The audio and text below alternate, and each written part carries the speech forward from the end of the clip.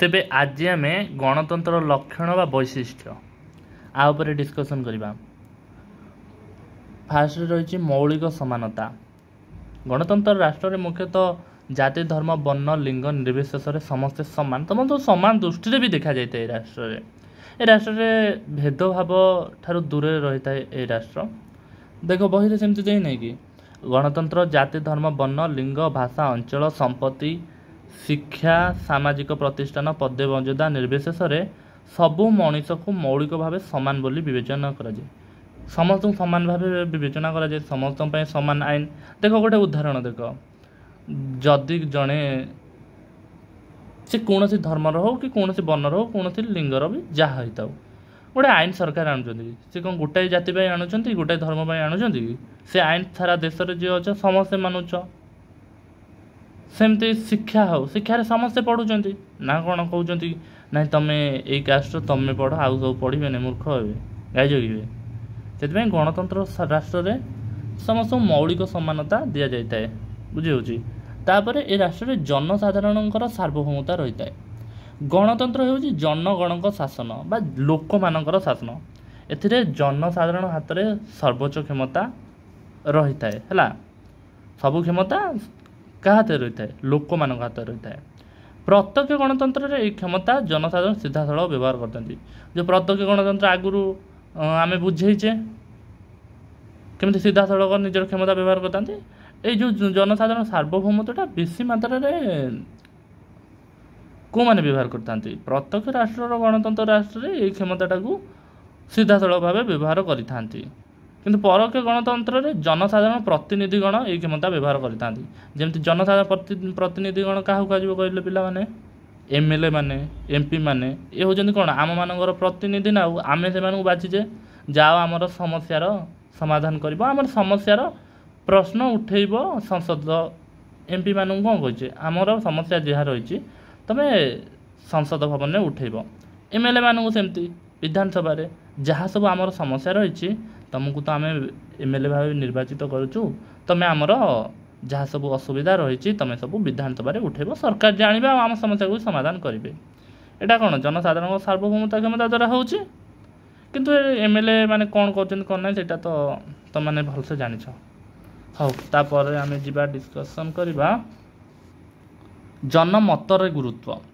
ये जो मौलिक गणतंत्र रे जो रही मौलिक कौन गणतंत्र लक्षण जो रही गोटे हूँ जनमत को गुरुत्व दि जाए। गणतंत्र सरकार जनमत उपर प्रतिष्ठित जनमत द्वारा परिचालित होता। गणतंत्र राष्ट्र में जनता क्षमता रही है जनमत को लेकिन सरकार चली था। सरकार कि सरकार आमरी द्वारा निर्वाचित होती जनसाधारण मत द्वारा। जनसाधारण जब मतदान न देता सरकार निर्वाचित हो जाता कि तापर संख्यालघु मत को भी सम्मान दिगले संख्या गरिष्ठ मतर प्राधान्य रहे। मन कर किसी लोग बीजेडी को भोट देते कि कांग्रेस को भोट देते बर्तमान सरकार किए बीजेपी सरकार किंतु से जो बीजेडी को दिंतु कि कांग्रेस को दिंतु जिते जड़े सरकार जहाँ जो दलर भी सरकार बनी था से कौन समस्त कथा चिंता करता है। खाली कहना जो मत जो भोट देती मुझे कथा चिंता करी अन्य मान कथा किसी चिंता करी ना।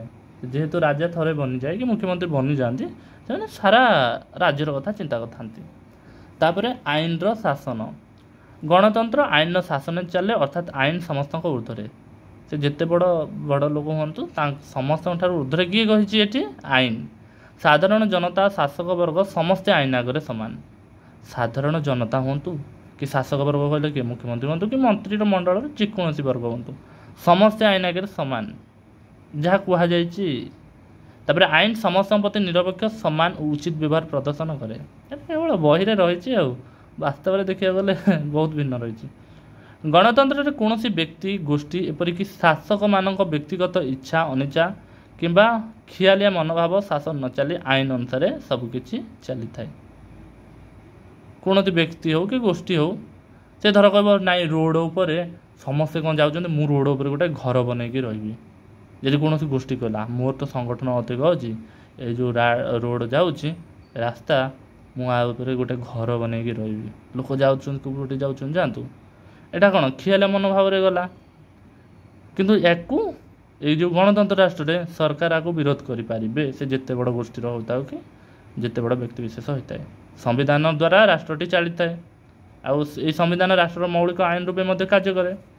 ତାପରେ ଆସିଲା ଅଧିକାର ଓ ସ୍ୱତନ୍ତ୍ରତା। ଗଣତନ୍ତ୍ର ଜନସାଧାରଣଙ୍କୁ କେତେ ମୌଳିକ ଅଧିକାର ଓ ସ୍ୱତନ୍ତ୍ରତା ପ୍ରଦାନ କରିଥାଏ। ଏହା ବିନା ଗଣତନ୍ତ୍ର ପଙ୍ଗୁ ଓ ବିଫଳ ହୋଇଯିବ। ଏ ଯେଉଁ ରହିଲା ସ୍ୱତନ୍ତ୍ରତା ଓ ଅଧିକାର ଯଦି ଲୋକଙ୍କୁ ମିଳିବ ତାହେଲେ ଏହା ଦ୍ୱାରା କ'ଣ ହେବ? ଗଣତନ୍ତ୍ର ପଙ୍ଗୁ ହୋଇଯିବ। ମାନେ କ'ଣ? ଚାଲିବା ପାଇଁ ଆଉ ଗୋଡ଼ ରହିବ ନାହିଁ, ଆଉ ବିଫଳ ମଧ୍ୟ ହୋଇଯିବ। କେତେକ ମୌଳିକ ସର୍ତ୍ତରେ ଉପସ୍ଥିତ ବା ପୂରଣ ଦ୍ୱାରା ଅଧିକାର ଓ ସ୍ୱତନ୍ତ୍ରତା ଉପଭୋଗ କରିବେ। ଯେମିତି ଜୀବନ ଧାରଣ, ମୁକ୍ତ ବିଚରଣ, ଧର୍ମ ଗ୍ରହଣ, ଧର୍ମ ପାଳନର ଅଧିକାର, ବାକ୍ ସ୍ୱାଧୀନତା ମାନେ ତୁମେ କହିବାର ଅଧିକାର। ତୁମେ କ'ଣ ସରକାରଙ୍କୁ ଯାହା ମନ ତାହା ଗାଳି ଦେଇଦେଉଛ, କିନ୍ତୁ ଚାଇନାରେ ଗଲ କହିବ କେଉଁଠି ନେବେ, କେଉଁଠି ମାରିବେ, କେଉଁଠି କାଟିବେ, କେଉଁଠି ହଜେଇବେ, ଘର ଲୋକ ବି ପତା ପାଇବେ ନାହିଁ। ବ୍ୟକ୍ତିଗତ ସ୍ୱାଧୀନତା, ସଂଘ ଗଠନ, ତୁମେ ଯେକୌଣସି ସଂଘ ଗଠନର ସ୍ୱାଧୀନତା ମଧ୍ୟ ରହିଛି। ଆଉ ବିଭିନ୍ନ ସବୁ ଏମିତି ଶିକ୍ଷା, ସ୍ୱାସ୍ଥ୍ୟ, ସଂସ୍କୃତି, ମନୋରଞ୍ଜନ ଏଗୁଡ଼ା ସବୁର ସ୍ୱାଧୀନତା ରହିଛି। ତାପରେ ସହନଶୀଳତା ଓ ଭାତୃଭାବ। ସହନଶୀଳତା ଗଣତନ୍ତ୍ରର ଏକ ମୁଖ୍ୟ ଲକ୍ଷଣ। ଗଣତନ୍ତ୍ରରେ ବ୍ୟକ୍ତିର ଅଧିକାର ଓ ସ୍ୱତନ୍ତ୍ରତା ଏବଂ ସଂଖ୍ୟା ଗରିଷ୍ଠ ମତର ଗୁରୁତ୍ୱ ରହିଥିଲେ ମଧ୍ୟ ସଂଖ୍ୟା ଲଘୁ ମତକୁ ଦମନ ବା ଅସମ୍ମାନ କରା ନଯାଇ ଆଦର ଓ ସମ୍ମାନ କରାଯାଏ। ଯେମିତି କହିଲି ବା ତୁମକୁ ଫାଷ୍ଟରେ ବିଜେଡ଼ି ଅଇକା ସରକାର କିଏ ଅଛନ୍ତି? ବିଜେପି। କିଛି ଲୋକ ବିଜେଡ଼ିକୁ ଭୋଟ୍ ଦେଇଛନ୍ତି, କିଛି ଲୋକ କଂଗ୍ରେସକୁ ଭୋଟ୍ ଦେଇଛନ୍ତି। କିନ୍ତୁ କ'ଣ ବିଜେପି ସରକାର କେବଳ ବିଜେପି ଲୋକଙ୍କୁ ସମ୍ମାନ ଦେଉଛନ୍ତି ଆଉ ଏମାନଙ୍କୁ ହଇରାଣ ହରକତ କରୁଛନ୍ତି? ନାହିଁ, କାହିଁକି ନା ସହନଶୀଳତା, ଭାତୃଭାବ ମଧ୍ୟ ବଜାୟ ରହିଥାଏ। ତାପରେ ମୁକ୍ତ ସମାଜ। ଗଣତନ୍ତ୍ର ଯୁକ୍ତିଯୁକ୍ତ ଉଚିତ ପ୍ରତିବନ୍ଧକ ଥିଲେ ମଧ୍ୟ ଜନସାଧାରଣ ଅବାଧ ଓ ସ୍ୱାଧୀନ ଜୀବନଯାପନ କରିବାରେ ସୁଯୋଗ ପାଆନ୍ତି। ଏଇଟା କେବଳ ଗଣତନ୍ତ୍ର ରାଷ୍ଟ୍ରରେ ହିଁ ଏସବୁ ଜିନିଷ ତୁମେ ପାଇପାରିବ। ଯଦି ଆମେ ଦେଖିବା ଚାଇନାରେ ଏସବୁ ସୁବିଧା ରହିବ ନାହିଁ। ବ୍ୟକ୍ତିର ବ୍ୟକ୍ତିତ୍ୱ ପୂର୍ଣ୍ଣ ବିକଶିତ ହେବା ନିମନ୍ତେ ଏଠାରେ ପର୍ଯ୍ୟାପ୍ତ ସୁଯୋଗ ସ୍ୱାଧୀନତା ମିଳେ। ବ୍ୟକ୍ତିର ବ୍ୟକ୍ତିତ୍ୱ ବିକାଶରେ ମଧ୍ୟ ଏହି ରାଷ୍ଟ୍ରରେ ସ୍ୱାଧୀନତା ମିଳିଥାଏ।